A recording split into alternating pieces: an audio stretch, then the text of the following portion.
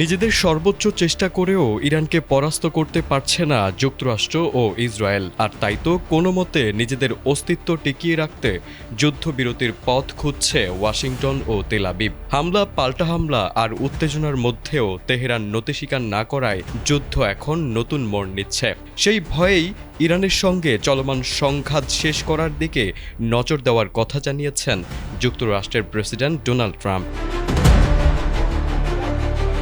ট্রাম্পের কয়েকজন উপদেষ্টা ব্যক্তিগতভাবে তাকে এক্সিট র্যাম্প বা সম্ভাব্য প্রস্থান পথ খুঁজে দেখার পরামর্শ দিয়েছেন। কারণ হিসেবে উঠে এসেছে তেলের দামের দ্রুত বৃদ্ধি এবং দীর্ঘস্থায়ী যুদ্ধ থেকে সম্ভাব্য রাজনৈতিক প্রতিক্রিয়ার আশঙ্কা। এই পরিস্থিতি ওয়াশিংটনের ভেতরেও নতুন করে হিসাব নিকাশের জন্ম দিয়েছে।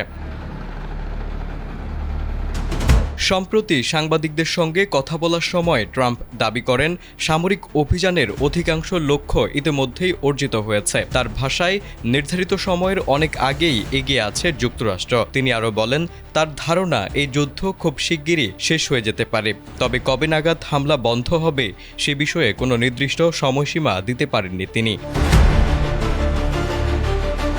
ইরানের চলমান পরিস্থিতি নিয়ে প্রশ্ন করা হলে ট্রাম্প বলেন, তিনি এমন একটি ব্যবস্থা চান যা বহু বছরের শান্তির পথ খুলে দিতে পারে, আর যদি সেটি সম্ভব না হয় তাহলে এখনই সংঘাতের ইতি টানাই ভালো। একই সঙ্গে তিনি হতাশা প্রকাশ করেন ইরানের নতুন সর্বোচ্চ নেতা হিসেবে আয়াতুল্লাহ খামেনির ছেলে আয়াতুল্লাহ মোস্তফা খামেনিকে নিয়োগ দেওয়ার ঘটনায়। তার মতে এই সিদ্ধান্ত স্পষ্ট ইঙ্গিত দেয় তেহরান এখনই পিছু হটার কোনো ইচ্ছা দেখাচ্ছে না।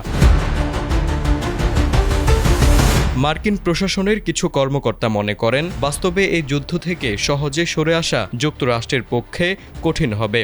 কারণ ইরান যদি আঞ্চলিক দেশগুলোর উপর হামলা চালিয়ে যেতে থাকে এবং ইসরায়েল ইরানি লক্ষ্যবস্তুতে আঘাত হানতে থাকে, তাহলে সংঘাত আরও দীর্ঘায়িত হতে পারে। এমনকি ইরান যদি হরমুজ প্রণালীর মাধ্যমে তেলের প্রবাহ ব্যাহত করে, সেক্ষেত্রে হামলা অব্যাহত রাখারও হুঁশিয়ারি দিয়েছেন ট্রাম্প। ফলে যুদ্ধ শেষ হওয়ার ইঙ্গিত থাকলেও বাস্তব পরিস্থিতি এখনও রয়ে গেছে অনিশ্চয়তার মধ্যেই।